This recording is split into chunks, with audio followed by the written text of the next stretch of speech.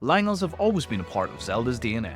From the original Zelda, released on the NES in 1986, all the way through to the newest entry in the series, which at the time of recording is Echoes of Wisdom. We're going to look back at how they've evolved in the Zelda series over the past 37 years. Lynels made their debut in the original Legend of Zelda for the NES in 1986. They came in two colour variations, red and blue. They would continuously send out sword projectiles towards Link. They could be found in the northwest section of the overworld. It's worth noting that the blue Lynels took more than 2 hits to defeat, but also dealt twice the damage compared to the red Lynels, a feature which could be replicated in later games. Lynels would finally make their return to the series in the third installment of Zelda, A Link to the Past. Released originally in 1992 for the SNES and ported onto the Game Boy Advance in 2002. 3 Lynels would appear at the top of Death Mountain whilst in the Dark World. These Lynels are very similar to their first appearance, however they have dropped the colour variation and moved on to shoot fireballs at Link instead of sword beams.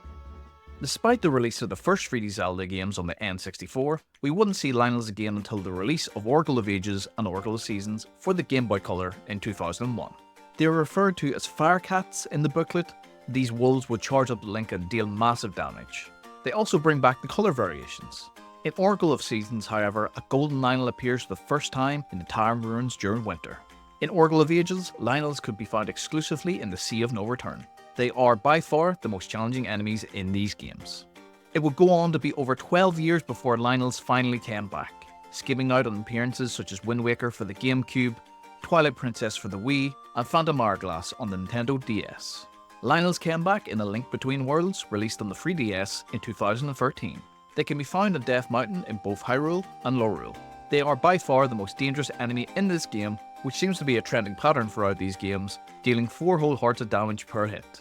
They mainly have fire attacks such as a single fireball or a string of them.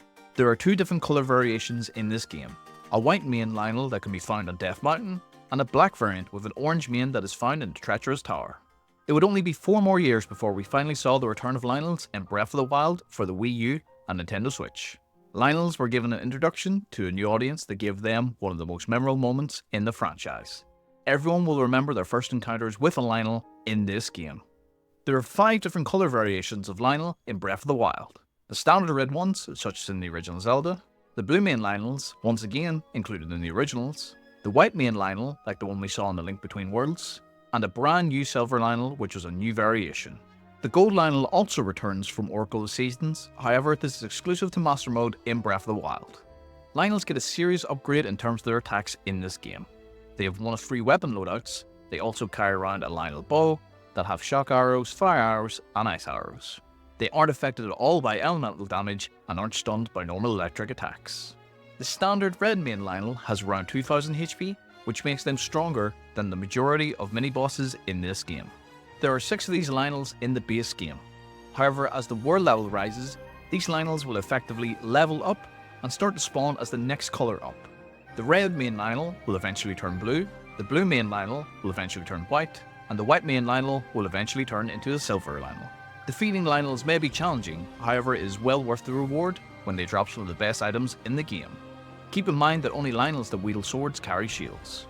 They can also drop a Lynel hoof, a Lynel horn, and Lynel guts. They can be used for enhancing any pieces of armour in the game, such as the Barbarian armour. As we kind of touched on earlier on, Lynels are not included in the overworld mini-boss qualifier. Slaying them all will not reward you any medals from Kilton. In some cases, the most powerful species of Lynels are more difficult to kill than some of the Blights, or arguably, even Calamity Ganon. The next appearance of Lynels happens in Cadence of Hyrule, a crossover game between Zelda and Crypt of the Necrodancer. This was released in 2019 on the Nintendo Switch. The Lynel appears as a mini-boss in this game. It has 5 hearts and uses their bow and arrows. They look similar to their appearance in Breath of the Wild. The next appearance of Lynels is in Hyrule Warriors Age of Calamity, released for the Switch in 2020. Since this takes place in the same world as Breath of the Wild, Lynels share the exact same design. In this game they serve as mini-bosses that are prevalent in the early scenarios and challenges, with stronger variants appearing later on in the game. Lynels have a variety of attacks, including the abilities to shoot blasts of fire out towards nearby warriors, launching arrow strikes, and dashing forward with their bodies and weapons. When defeated, a Lynel may drop a Lynel hoof, a Lynel horn, or some Lynel guts as a reward. Additionally, the player will receive a Lynel trophy each time one of these bosses are defeated. They can be used to complete quests or upgrade weapons on the various warriors. Stronger variants of Lynels also appear throughout Age of Calamity, similar to Breath of the Wild, such as the blue maned Lynel, the white maned, and the silver Lynel. However, something very different that we see in this game is elemental variants, such as the electric, the fire, the ice, and the malice Lynel. This is unique to Age of Calamity. Lynels make their return in Tears of the Kingdom, released for the Switch in 2023. They are very similar to how they appeared in Breath of the Wild, however, they have new saber horns. There are now armoured Lynels of all variants which can appear.